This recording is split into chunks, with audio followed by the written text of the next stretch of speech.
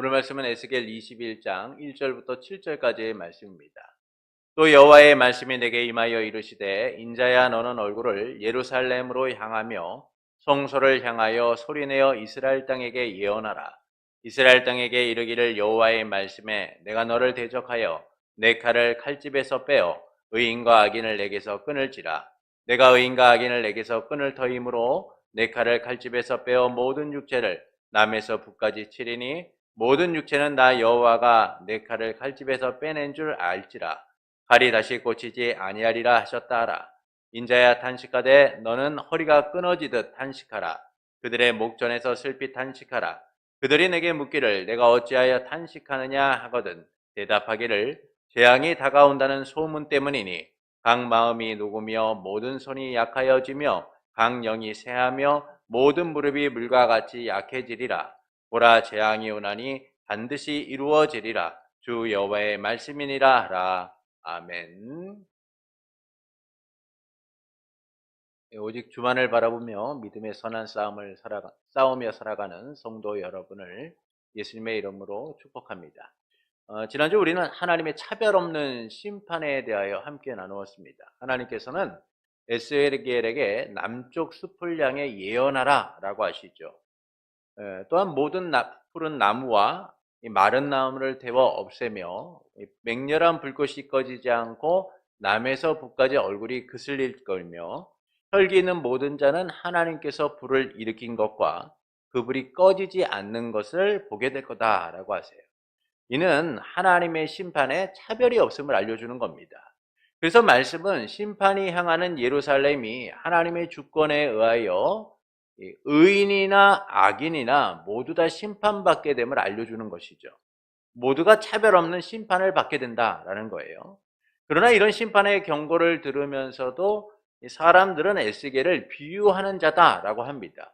이는 그들이 영적 교만과 무감각에 빠져서 심판의 말씀을 듣지 않고 있음을 알려주는 것이죠. 그러나 그들이 듣지 않던 듣던 하나님의 심판은 모든 자들에게 차별 없이 임하게 될 것이다 라는 겁니다. 그리고 본문은 칼의 비유에 대하여 말씀을 합니다. 하나님께서는 에스겔에게 예루살렘 성소를 향해 소리를 내어서 이스라엘 땅에 예언하라 라고 하시죠. 하나님께서 이스라엘을 대적하여 칼을 빼어 의인과 악인을 끊으며 칼을 빼어 모든 육체를 남에서 북까지 치겠다라고 하십니다. 그러면 모든 육체는 그분이 여호와인 줄 알게 될 것이다 라고 하시죠. 그리고 하나님께서는 에스겔에게 허리가 끊어지도록 탄식하되 그들의 눈앞에서 탄식하라 라고 하세요. 그때 그들이 왜 탄식하느냐 라고 물으면 다가오는 재앙의 소식 때문이다 라고 하면서 각 마음이 녹고 모든 손이 약해지며 각 영이 쇠하며 모든 무릎이 물과 같이 약해지리라. 보라 재앙이 오고 있으니 이루어질 것이다. 여호와의 말씀이다 라고 하라라고 하십니다. 이를 통해서 말씀하시는 바는 무엇일까요?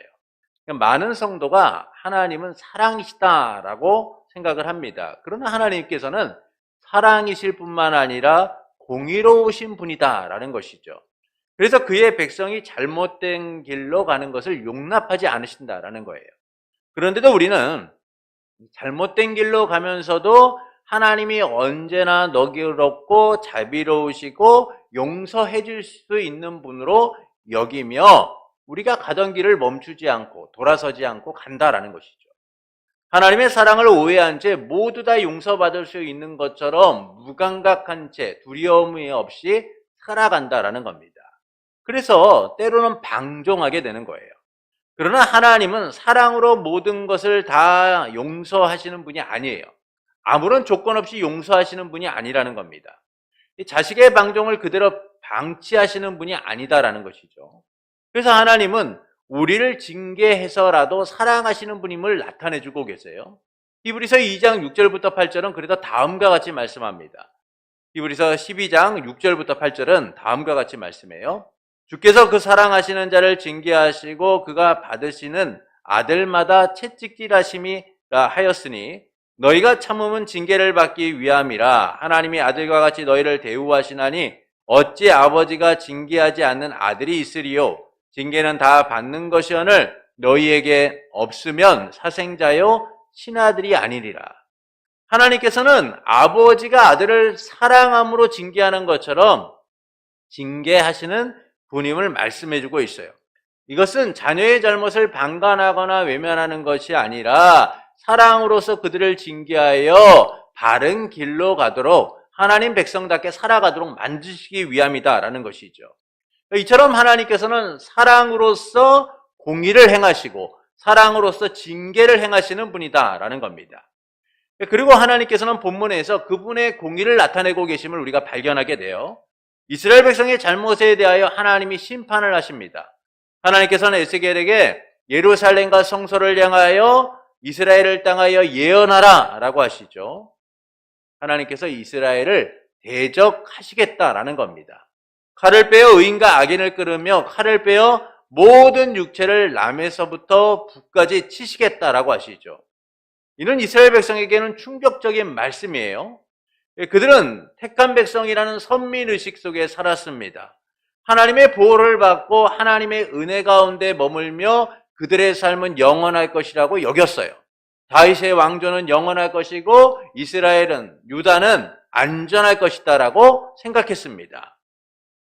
예루살렘 성전이 그들의 안전을 위한 여러 이유 중에 하나다라고 여길 정도였죠.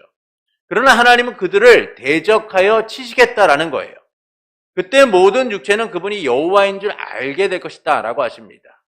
그리고 하나님께서는 에스겔에게 그들 앞에서 탄식하라라고 하시죠. 그때 그들이 왜 탄식하느냐라고 물으면 다가오는 소식, 재앙 때문이다 라고 말하라고 하세요. 이를 통해서 말씀하시는 바는 무엇일까요? 하나님께서 칼을 빼어 심판하시는 분임을 알려주고 있는 거예요. 하나님께서 칼을 빼신다라는 것은 그분이 신적 전사로서 대적을 심판하시는 분임을 알려주고 있는 겁니다. 그러나 여기서의 대적은 하나님 백성인 이스라엘이라는 점이 충격적이죠. 세상에 대적을 향했던 하나님의 칼이 지금 누구를 향하고 있는 거예요? 이스라엘 백성을 향하고 있는 겁니다. 하나님이 택하시고 하나님이 백성 삼으신 이스라엘을 향하여 하나님이 칼을 빼셨다라는 거예요. 이는 그들이 하나님의 통치를 인정하는 것이 아니라 그 통치를 거부하고 배반했기 때문인 것이죠. 남쪽 숲을 향한 심판과 연결되어서 본문도 차별 없는 하나님의 심판을 말씀해주고 있는 거예요. 그러나 본문은 이 남쪽 숲을 향한 예언에서 불로 심판하시는 것과 달리 칼을 빼어 하나님이 심판하고 계심을 말씀해주고 있는 겁니다. 이는 하나님의 심판이 시작되었다라는 거예요. 심판이 임박했다라는 것을 알려주는 것이죠. 그래서 본문은 우리에게 두 가지를 알려줍니다. 첫째는 칼을 빼시는 하나님에 대하여 말씀해주고 있어요. 본문 1절부터 5절의 말씀을 우리 함께 읽겠습니다. 1절부터 5절입니다. 또 여호와의 말씀이 내게 임하여 이르시되 인자야 너는 얼굴을 예루살렘으로 향하며 성소를 향하여 소리내어 이스라엘 땅에게 예언하라. 이스라엘 땅에게 이르기를 여호와의 말씀에 내가 너를 대적하여 내 칼을 칼집에서 빼어 의인과 악인을 내게서 끊을지라. 내가 의인과 악인을 내게서 끊을 터이므로 내 칼을 칼집에서 빼어 모든 육체를 남에서 북까지 치리니 모든 육체는 나 여호와가 내 칼을 칼집에서 빼낸 줄을 알지라. 칼이 다시 꽂히지 아니하리라 하셨다 하라. 자, 하나님께서는 칼을 칼집에서 빼어 의인과 악인을 끊을 것이다 라고 말씀하죠. 이는 차별 없는 하나님의 심판임을 알려주고 있는 거예요. 하나님께서 신적 전사로서 모든 자들, 의인이나 악인이나 상관없이 심판하시겠다라고 말씀해주고 있는 겁니다. 그러나 이 말씀에서 우리가 주목해야 하는 것은 이 차별 없는 하나님의 심판이 시작되었다, 임박했다라는 사실이죠. 하나님이 칼집에서 칼을 빼셨다라는 말씀처럼 예루살렘과 그 백성은 하나님의 공격을 받게 될 것이다 라는 거예요. 그들을 보호하고 지키셨던 하나님이 대적을 향하던 칼을 백성을 향하여 뻗으셨다라는 겁니다. 이는 하나님의 심판이 우리와 무관하고 상관없는 것이 아님을 알려주는 것이죠. 하나님이 사랑하는 자를 징계하신다라는 말씀처럼 하나님은 그의 택한 백성들을 백성답게 살도록 하시기 위하여 때론 심판하시고 징계하시는 분이다라는 겁니다. 백성답게 살지 못하면 하나님이 그대로 두시지 않는다라는 거예요. 그러니까 이 점에서 칼을 빼어 차별 없는 심판을 하시는 하나님의 목적은 모두를 멸망시키기 위한 것이 아니다라는 겁니다. 그들이 하나님이 어떤 분이신지를 알고 그 은혜를 바라보도록 하는 거예요. 백성의 삶에서 떠났던 그들이 다시 백성의 삶을 살아가도록 하시기 위하여 하나님은 심판하고 계신 거예요. 하나님이 대적을 심판하시는 것은 그들을 멸망시키기 위함이지만 하나님이 이스라엘 백성을 심판하시는 목적은 그들이 하나님의 백성으로서의 삶을 살아가도록 만드시고자 하신 거예요. 이는 진노 중에 긍휼을 베푸시는 하나님의 마음이 그 안에 담겨져 있기 때문인 겁니다. 하나님이 언약적 사랑으로서 그들을 징계하셔서 하나님의 은혜 안에 다시 머물도록 하시기 위함인 것이죠. 이를 위해 하나님께서는 바벨론 군대를 통하여 예루살렘을 멸망시키고 모두가 하나님의 심판을 겪도록 만드시는 거예요. 그들의 우상 숭배와 악한 행위를 끊어 다시 하나님 백성답게 살아가도록 하시기 위함인 겁니다. 그들을 향하던 칼이 다시 세상을 향하도록 하기 위하여 하나님께서는 칼을 빼어 차별 없는 심판을 행하고 계신다라는 것이죠. 이것은 하나님의 사랑과 공의 아래 우리는 예수 그리스도 안에서 구속을 받아서 하나님 백성다운 삶을 살게 된 겁니다. 그리고 다시 오실 신적 전사이신 예수 그리스도를 통해서 최종적 승리를 누리게 될 것을 약속받은 것이죠. 요한계시록 19장 11절부터 16절은 다음과 같이 말씀합니다. 요한계시록 19장 11절부터 16절입니다. 또 내가 하늘이 열린 것을 보니 보라 백마와 그것을 탄 자가 있으니 그 이름은 충신과 진실이라. 그가 공의로 심판하며 싸우더라. 그 눈은 불꽃 같고 그 머리에는 많은 관들이 있고 그 이름 쓴 것 하나가 있으니 자기밖에 아는 자가 없고 또 그가 피 뿌린 옷을 입었는데 그 이름은 하나님의 말씀이라 칭하더라.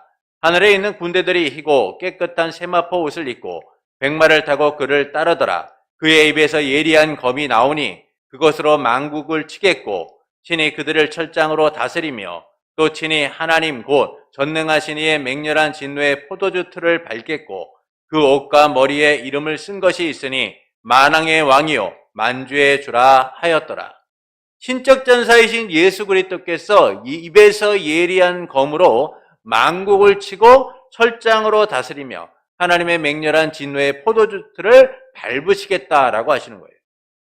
이는 신적 전사로서 예수 그리스도께서 종말론적 전쟁을 수행하셔서 최종적 승리를 이루게 하실 것을 말씀해주고 있는 것이죠. 이처럼 예수 그리스도께서는 백성된 우리를 위해 칼을 빼어서 최종적 승리를 가져오시는 분이에요. 하나님의 영원하시고 우주적 통치가 우리 가운데 온전히 이루어지도록 우리를 위해 싸우시는 분이다라는 겁니다. 그래서 하나님을 대적하고 성도를 핍박했던 세상이 그분의 심판 아래서 영원히 멸망받도록 만드시는 거죠. 이처럼 하나님께서는 우리의 신적 전사로서 우리를 위하여 백성된 자들을 위하여 싸우시는 분이에요. 그러나 말씀대로 행하지 않았을 때 그 칼이 어디를 향하는 거예요? 우리를 향한다라는 것이죠. 백성의 본분을 잊고 살 때 하나님이 세상을 향하던 칼을 우리에게 향해서 우리가 다시 백성답게 살도록 사랑으로서 징계하신다라는 거예요.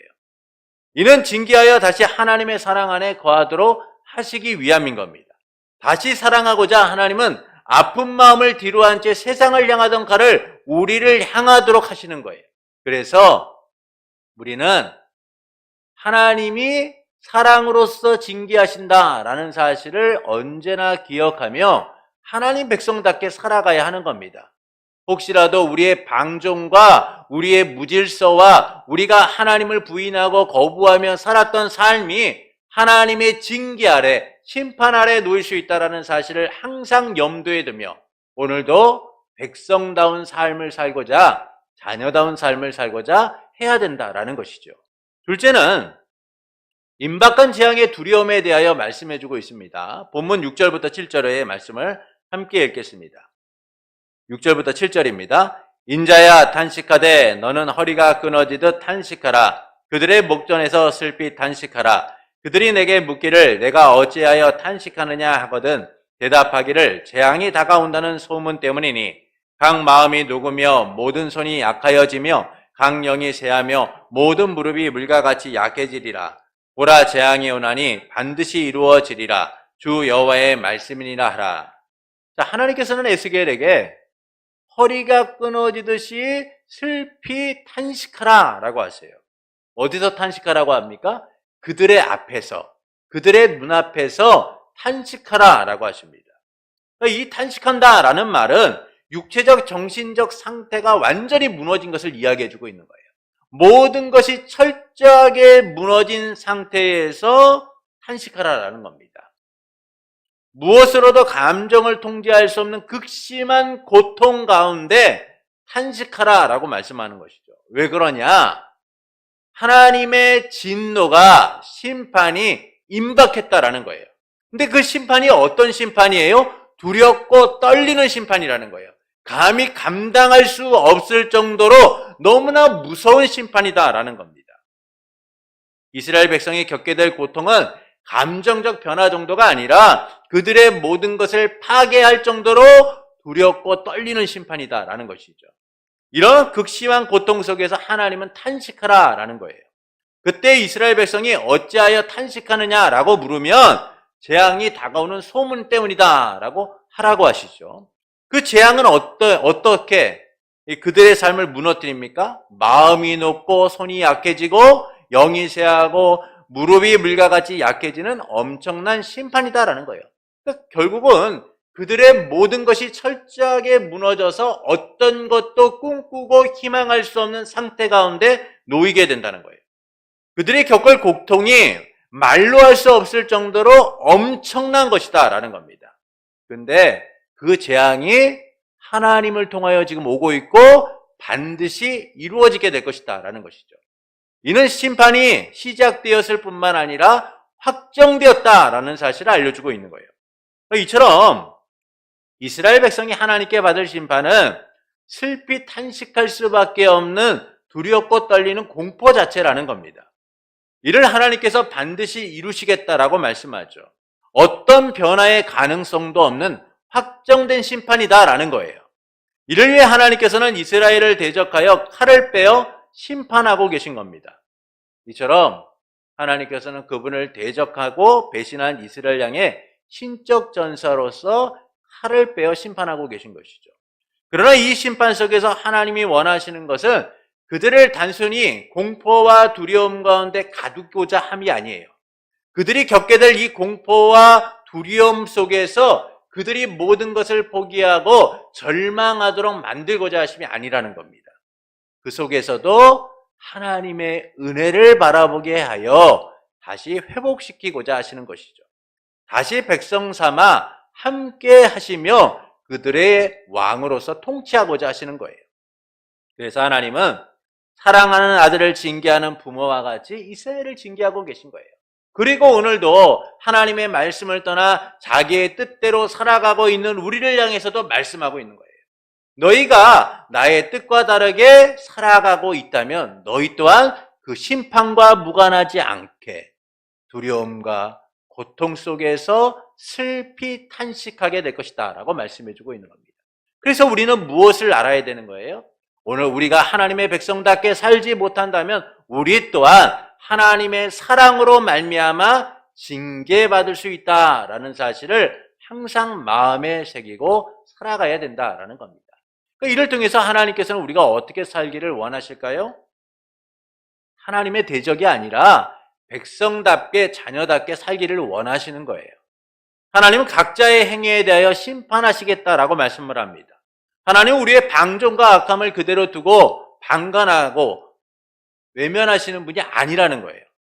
하나님은 독생자 예수 그리스도를 내어주시고 사랑하신 우리를 자녀 삼으셨듯이 자녀로서 살아가도록 만드시는 분인 거예요. 그래서 우리는 이스라엘 백성처럼 하나님을 대적해서는 안 되는 겁니다. 하나님의 칼이 우리를 향하도록 해서는 안 되는 거예요. 언제나 하나님의 은혜에 반응하여 백성다운 삶을 살아갈 수 있어야 하는 겁니다. 그러나 우리는 좀 어떤가요? 우리는 하나님 백성다운 삶을 살기보다는요, 하나님을 대적할 때가 많습니다.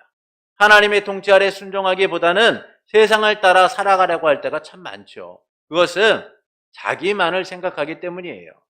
하나님의 뜻이 아닌 내가 원하는 삶을 우선하기 때문입니다. 내가 내 삶의 중심이 되어 버렸기 때문이죠. 그래서 하나님의 말씀을 어기면서 나를 위한 선택, 내가 원하는 삶을 향해서 살아가게 되는 거예요. 나를 위한 행동을 하게 되는 것이죠. 죄라는 것을 몰라서 그렇게 하나요? 아니에요. 알면서도요, 자기를 위한 삶을 포기하지 못하는 거예요. 나를 위한 선택을 포기하지 못하는 겁니다. 뻔히 알면서도 내가 지금 원하고 바라는 것이 더 소중하게 느껴지기 때문인 것이죠. 하나님께서는 십계명을 통해서 하나님이 백성이 지켜야 될 법을 말씀해 주고 있어요. 너는 나 외에는 다른 신을 내게 두지 말라. 너를 위하여 새긴 우상을 만들지 말고 또 위로나 하늘에 있는 것이나 아래로 땅에 있는 것이나 땅 아래 물속에 있는 어떤 것의 형상도 만들지 말고 절하지 말고 섬기지 말아라. 너는 내 하나님 여호와의 이름을 망령되게 부르지 말아라 라고 하나님은 말씀하시며 십계명을 우리에게 주셨어요. 이처럼 하나님께서는 하나님에 대한 의무와 사람에 대한 의무를 통하여 하나님 백성답게 살아가도록 우리에게 요구하고 계신 거예요. 예수님께서도 산상투훈을 통하여 하나님 나라를 갈망하고 소망하는 성도의 삶이 무엇인가를 우리에게 말씀해 주셨어요. 그러나 우리는 어떻습니까? 하나님의 말씀을 따라 삶을 시작하고 하나님의 말씀을 따라 삶을 살아가며 하나님의 말씀을 따라 우리의 삶의 열매를 맺고 살아가고 있느냐? 사실은 그렇지가 못하죠. 안타깝게도 우리는 하나님의 뜻을 따라 살아가기보다는 언제나 내가 원하는 삶, 내가 중심이 된 삶을 먼저 생각하고 그것들을 위한 선택을 하며 살아갈 때가 많아요. 결국 이런 삶들은 우리의 삶의 우상 숭배와 하나님을 배반하고 배신하는 삶으로 나타나게 되는 거예요. 자기를 위해 우상을 만들고 섬기며 하나님을 대적하는 삶을 살아가게 되는 겁니다. 말로는 하나님을 섬긴다라고 하면서도 나를 위한 우상 숭배와 형식적인 종교적 행위를 행하며 살아가게 되는 것이죠. 하나님을 섬겨야 될 백성들이 하나님을 대적하는 길에 서게 되는 거예요. 이런 이스라엘 백성처럼 우리도 세상의 흐름을 따라 세상의 방식으로 하나님을 대적하며 살아가는 거예요. 세상의 가치를 우선해 두고 그것에 인생을 걸며 살아가는 겁니다. 그러나 우리의 가치, 우리가 인생을 걸어야 하는 것은 세상의 것들이 아닌 거예요. 하나님의 말씀을 따라 살아가는 겁니다. 하나님이 우리에게 원하시는 삶이 무엇인가를 깨닫고 하나님의 영광을 위하여, 하나님의 나라를 위하여, 하나님의 의를 위하여 살아가는 삶이 되는 거예요. 그분의 통치를 인정하고 그분을 통해서만 우리가 백성답게 살아갈 수 있다는 사실을 인정하며 살아가는 겁니다. 그래서 자기만을 생각하며 선택하는 삶이 아니라 하나님의 뜻에 순종하는 삶이 되어야 하는 거예요. 그 삶이 때론 내 삶을 힘들게 하고 어렵게 하며 잘못된 선택처럼 보여도 가장 잘한 선택임을 믿고 하나님 앞에 인생을 맡기며 살아갈 수 있어야 되는 거예요. 예수님께서는 마태복음 10장 28절에서 이렇게 말씀하세요. 몸은 죽여도 영혼은 능히 죽이지 못하는 자들을 두려워하지 말고 오직 몸과 영혼을 능히 지옥에 멸하실 수 있는 이를 두려워하라. 세상이 두려운 것처럼 보이지만 하나님이 우리의 대적이 되실 때 우리는 우리가 예상치 못한 가장 큰 두려움과 절망을 느끼게 된다라는 거예요. 그래서 세상 때문에 흔들리지 말고 하나님을 두려워하며 하나님을 경외하며 하나님 백성답게 살아야 된다라는 겁니다. 하나님의 뜻을 우선하며 하나님을 대적하는 자들이 아니라 하나님의 자녀답게 백성답게 살아야 된다라는 것이죠. 하나님께서는 오늘 하나님 백성답게 살지 못하는 우리의 삶을 그대로 외면하고 방관하시는 분이 아니라 사랑으로서 징계하시는 분이기 때문이에요. 그래서 우리는 우리의 날들 속에서 하나님의 백성답게 살고자 힘쓰는 자들이 되어야 하는 겁니다. 하나님을 대적하는 삶이 아니라 오늘도 하나님의 말씀에 순종하며 하나님의 백성다운 삶을 살고자 힘쓰는 이들이 되어야 하는 것이죠. 그러므로 세상을 따라 하나님을 대적하는 삶이 아니라 하나님 백성답게 살고자 힘쓰는 성도가 되시는 것은 어떨까요? 자기만을 생각하며 하나님을 대적하는 것이 아니라 언제나 하나님의 말씀에 순종하고자 힘쓰는 성도가 되시는 것은 어떨까요? 사랑하는 성도 여러분, 하나님께서는 이스라엘 땅에 예언하라 라고 하시며 이스라엘을 대적하여 칼을 빼 모든 육체를 치시겠다라고 하십니다. 그리고 에스겔에게 허리가 끊어지도록 그들 앞에서 탄식하라라고 하시죠. 이는 하나님께서 칼을 빼어 심판하시는 분임을 알려주는 거예요. 신적 전사로서 대적을 심판하신다는 것을 알려주는 겁니다. 하나님께서 칼을 빼어 심판하신다는 것은 이미 하나님의 심판이 시작되었고 확정되었음을 말해주는 거예요. 그래서 본문은 하나님께서 칼을 빼시는 분임을 말씀하며 의인과 악인을 향한 차별 없는 심판이 시작되었다라는 겁니다. 이 심판은 멸하기 위함이 아니라 하나님이 사랑으로서 징계하여 회복시키기 위함인 것이죠. 또한 임박한 재앙의 두려움을 말씀해주고 있어요. 이는 이스라엘 백성이 겪게 될 고통이 모든 것을 파괴할 정도로 두렵고 떨리는 일이라는 거예요. 이를 하나님이 확정하셨고 반드시 이루실 것을 선언하고 계신 것이죠. 이처럼 하나님께서는 그분을 대적하고 배신한 이스라엘을 향해 신적 전사로서 칼을 빼고 계신 겁니다. 이는 그들을 고통과 두려움에 가둬두기 위함이 아니라, 그들을 멸망시키기 위함이 아니라 하나님이 언약적 사랑으로서 그들을 다시 백성으로 세우시기 위함인 것이죠. 그래서 성경은 우리에게 끊임없이 하나님의 진노와 심판 속에서 하나님의 긍휼과 사랑이 어떻게 나타나는지를 말씀해주고 있는 거예요. 오늘 이스라엘 백성을 향해 하나님은 심판을 선언하시지만 궁극적으로 회복에 대한 말씀을 함께하고 계신 겁니다. 이를 통해서 하나님께서는 우리가 어떻게 살기를 원하실까요? 하나님의 대적이 아니라 백성답게 살기를 원하시는 거예요. 세상처럼 하나님을 대적하고 하나님이 원하시지 않는 삶을 살아가는 것이 아니라 하나님의 뜻 가운데 바르게 살아가기를 원하시는 겁니다. 그러나 우리는 이 하나님 백성다운 삶을 살기보다는 하나님을 대적하며 살아갈 때가 많아요. 그것은 자기를 위한 선택을 하기 때문이에요. 자기만을 생각하기 때문인 겁니다. 여러분, 우리가 우리만을 생각할 때요, 영적 이기심에 빠지게 되는 거예요. 하나님은 생각하지 않고 지금 나를 위하여 가장 성공적인 삶이 무엇인가, 나를 위하여 가장 효과적인 선택이 무엇인가를 먼저 우선하며 살아가는 영적 이기심에 빠지게 되는 겁니다. 그 영적 이기심이 결국 우리의 삶을 무너뜨리고 파괴하게 되는 것이죠. 롯이 아브라함과의 관계 속에서 떠날 때 아브라함이 내가 좌하면 나는 우하고 내가 우하면 나는 좌하겠다라고 할 때 롯이 어떤 선택을 합니까? 삼촌, 먼저 선택하십시오. 제가 무엇을 선택할 수 있겠습니까? 양보한 게 아니에요. 그는 요단 동편을 바라보고 자기를 위한 최선의 선택을 하게 됩니다. 그런데 그 선택의 결과가 무엇입니까? 소돔과 함께 그의 삶도 무너지게 되었다는 것이죠. 하나님의 은혜로 그가 살게는 되었지만 결국 그의 삶은 비참하게 끝나게 됨을 보여주고 있어요. 이처럼 우리는 하나님이 아닌 나를 생각하며 선택하는 일들이 결국 하나님을 대적하고 우리가 원하는 결말과 다른 비참한 현실 가운데 놓이게 됨을 언제나 기억하며 살아야 됩니다. 나를 위해 하나님의 법을 아무렇지 않게 여기고 세상의 방식을 따라가면 결국 우상 숭배의 길에 들어서게 되고 세상의 방식 가운데 머무르게 될 뿐이죠. 오늘날 우리는 이와 같은 안타까운 현실 속에 살아가고 있어요. 오늘 많은 기독교인들이 점을 치고 주술적인 행위들을 행하고 잘못된 길에 서 있는 모습들을 우리는 보게 됩니다. 이것이 단순히 우리만의 안타까운 염려와 듀가 아니라 실제적으로 우리 주변에서 일어나고 있는 현실이기도 하죠. 이게 바로 우리가 바라보고 있는 현실적인 문제이죠.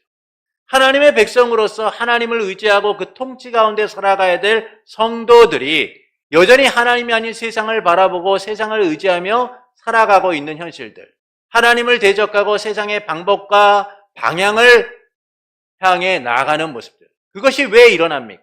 자기를 위해 생각하고 자기를 위한 선택을 하고 있기 때문인 것이죠. 그러나 하나님의 백성은 자기를 위해 살아가는 것이 아니라 하나님의 영광과 하나님의 나라와 의를 위하여 살아가는 이들이다라는 거예요. 그래서 우리는 하나님을 대적하는 것이 아니라 하나님 백성답게 살아가고자 힘써야 됩니다. 만약 우리가 그렇게 살아가지 못할 때 하나님은 사랑으로서 우리를 징계하여 우리가 하나님 앞에 돌아오도록 만드실 거예요. 그러나 그 과정은 슬피 탄식할 수밖에 없는, 우리의 모든 것들이 무너지고 철저하게 파괴된 상태에서 회복이 이루어지는 결과를 낳게 될 뿐인 겁니다. 그러므로 세상을 따라 하나님을 대적하는 삶이 아니라 백성답게 살고자 힘쓰는 성도가 되시는 것은 어떨까요? 자기만을 생각하고 하나님을 대적하는 것이 아니라 언제나 하나님의 말씀에 순종하고 하나님의 통치를 인정하며 살아가는 성도가 되시는 것은 어떨까요? 그때 우리는 언제나 자비와 공율로 우리를 품으시고 인도하시는 하나님의 놀라운 손길을 경험하게 될 겁니다. 우리가 생각한 그 이상으로 우리를 위해 일하시고 역사하시는 하나님의 은혜를 경험하게 될 거예요. 내가 만든 삶이 아니라 하나님이 만들어 가시는 삶이 얼마나 복된지를 알게 될 겁니다. 그러므로 나를 위해 하나님을 대적하기보다는 하나님의 말씀을 따라 백성답게 살기를 원하는 성도 여러분에게 사랑으로 품으시고 공의로 징계하시는 삼위일체 하나님으로 인해 징계 아래 놓이는 삶이 아니라 사랑과 은혜 아래 거하는 복된 삶이 되기를 예수님의 이름으로 축원합니다.